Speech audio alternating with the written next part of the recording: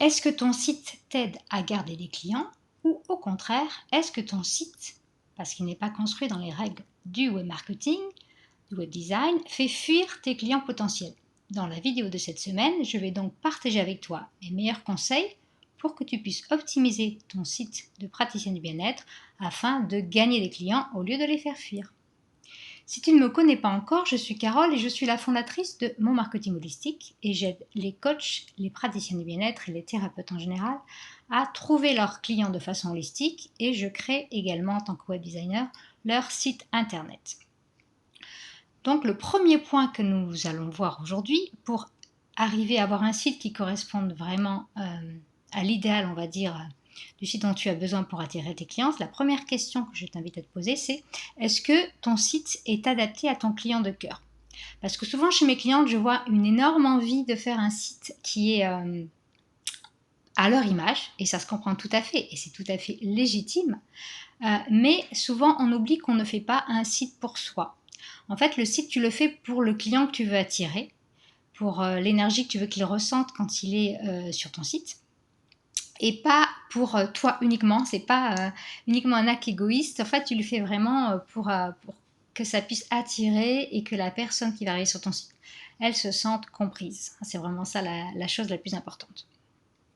Donc, est-ce que tu as bien construit ton site en pensant à ce client idéal, ce client de cœur? Est-ce que tu le connais? Est-ce que tu l'as défini? Pour moi, je ne travaille pas avec des personnes qui ne sont pas au clair sur qui est leur cible, leur client de cœur, parce que comme tout va découler de ça, et on va voir même dans les autres points, ça influence également, c'est le préalable à toutes les autres étapes de création du site. Le deuxième point qui concourt au fait d'avoir un site qui attire les clients au lieu de les faire fuir, c'est d'avoir des offres claires. Donc, est-ce que, à la fois dans les mots que tu vas utiliser, est-ce que ça va être clair? Est-ce que tu ne vas pas utiliser ce que moi j'appelle un langage de thérapeute? Et du coup, souvent, les gens ne comprennent pas bien, c'est des termes techniques. Tu sais, souvent, ils ne comprennent pas les pratiques des thérapeutes, ils ne savent pas ce que c'est l'EFT ou même la naturopathie, ils ont une image souvent déformée ou l'hypnose. Donc, en fait, il ne faut pas hésiter à utiliser des mots simples, des mots que eux vont comprendre, y compris dans tes offres. Est-ce que j'ai perdu mon mot. Est-ce que tu t'organises la description de tes offres en parlant des bénéfices, pas que de tes outils? Est-ce que tu leur expliques ce qu'ils vont y gagner, comment ça va pouvoir les aider? Est-ce que c'est facile aussi, une fois qu'on a vu ton offre, de prendre rendez-vous avec toi? Ou est-ce que tu proposes uniquement des rendez-vous? Est-ce que tu as d'autres solutions peut-être un peu plus modernes? Voilà. Est-ce que tout ça c'est clair? Est-ce que tu as mis des témoignages? Parce qu'on sait que la preuve sociale est très importante. Donc est-ce que tout ça est limpide, c'est bien structuré, c'est bien organisé? Et est-ce que le client s'y retrouve facilement s'il a envie de réserver avec toi? Le troisième point, et c'est vraiment un point qui est méconnu, si tu n'es pas web designer en général, tu n'es pas au courant que c'est comme ça qu'on construit un cercle. Bonjour Manuela. Un site, pardon, c'est qu'en fait, un site, ça doit avoir un objectif. C'est-à-dire que quand tu construis ton site, tu dois réfléchir à tout le parcours que va avoir ton client potentiel dessus, le parcours du visiteur en fait sur ton site. Il va aller du point A au point B et tu as un objectif que tu aimerais qu'il fasse pour toi. Est-ce que c'est de réserver une séance avec toi? Est-ce que c'est de t'appeler? Est-ce que c'est de venir à ton cabinet? Voilà.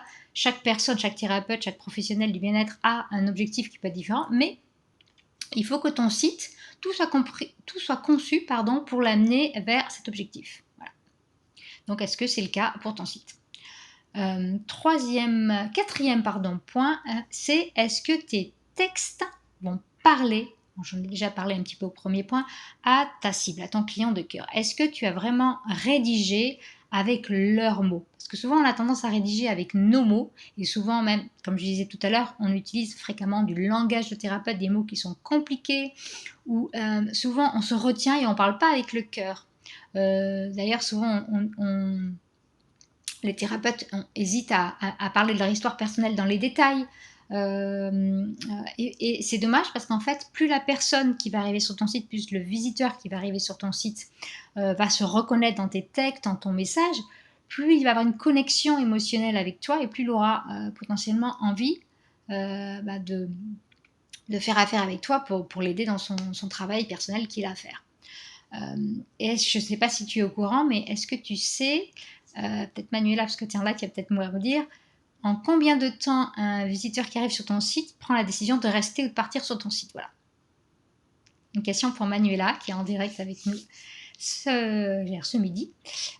Est-ce que tu as une idée, Manuela, combien de temps un visiteur arrive sur ton site, toi tu as déjà un site, en combien de temps, combien de minutes, combien de secondes, c'est pas combien d'heures évidemment, il met en fait pour décider si oui, ok, le site de Manuela il est ok pour moi ou il l'est pas et je m'en vais, ça correspond pas à ce que je cherche. Manuela dit aucune idée. Eh bien en fait c'est très très court, c'est Google qui nous apprend ça, c'est 3 à 5 secondes. Donc tu imagines que la page d'accueil c'est la page qu'on va vraiment soigner en priorité, y compris au niveau des textes. Il y a d'autres pages aussi, je t'en parlerai dans mon challenge dont je te reparlerai à la fin de cette vidéo. Donc en fait toutes les parties du site sont importantes, toutes doivent être soignées, mais les mots c'est particulièrement important. Il y a des techniques à laquelle je fais passer mes clients pour arriver à aller utiliser ces mots, récupérer ces mots, comment on les trouve, et voilà, parce que plus il y en aura, plus ça sera des expressions, des mots utilisés par tes clients, plus il y aura cette connexion émotionnelle avec tes clients potentiels. Enfin, le dernier point, c'est est-ce que ton site est rapide? Et si tu as un site sur Wix, ça te concerne tout particulièrement parce que, mauvaise nouvelle, Wix est réputé pour être assez lent, donc la structure, la façon dont le site est codé et fait a pour conséquence qu'en fait les sites faits sous Wix sont généralement assez lents. C'est quelque chose que tu peux vérifier de toute façon dans Google Analytics ou dans la Google Console et voir la vitesse de chargement de ton site. Et du coup, ça a une conséquence importante, c'est que, je ne sais pas si tu es au courant, mais en fait dans les paramètres sur lesquels Google se fonde pour indexer tes pages dans le moteur de recherche, il y a la vitesse de chargement. Donc en gros, si ton site est lent à charger, eh bien il a une pénalité entre guillemets dans son scoring de Google, hein, c'est vrai, mais ça marche comme ça. Et du coup, il a moins de chances, s'il est lent, de se retrouver dans le top des pages de recherche. Donc, important d'optimiser ton site, hein, ça passe par les images, ça passe par tout ce que tu mets dessus, les vidéos, tout ça, ça doit être optimisé de façon, et le CMS, la plateforme que tu as utilisée, pour charger le plus rapidement possible, hein, et pas te pénaliser davantage par rapport à ça. Donc, j'en profite pour t'annoncer officiellement que si tu as prévu de faire ou de refaire ton site, j'organise un challenge donc totalement gratuit qui aura lieu en live sur Facebook du 16 au 23 novembre. Je me prends un peu à l'avance, mais tu vas voir, ça arrivera vite.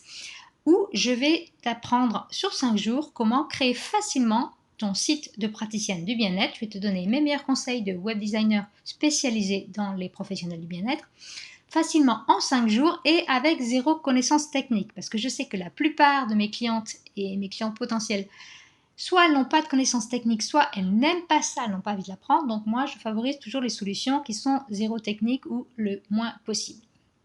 Donc, je vais mettre en lien sous cette vidéo le lien d'inscription, mais je te le donne parce qu'il est assez facile à mémoriser. Donc, tu vas sur mon site qui s'appelle Mon Marketing Holistique et .com/challenge. Hein, voilà. Sinon, tu le retrouves aussi dans la partie cadeau de mon site. Ça fait partie des ressources gratuites que j'offre aux thérapeutes du bien-être. Donc, en tout cas, il y aura une version live qui aura lieu du 16 au 23 novembre. J'espère que j'aurai la chance de participer avec toi en direct. Et comme ça, tu pourras me poser toutes les questions que tu as là-dessus. Donc, au menu, on va avoir quelle plateforme choisir et comment choisir et éviter les erreurs pour choisir une plateforme.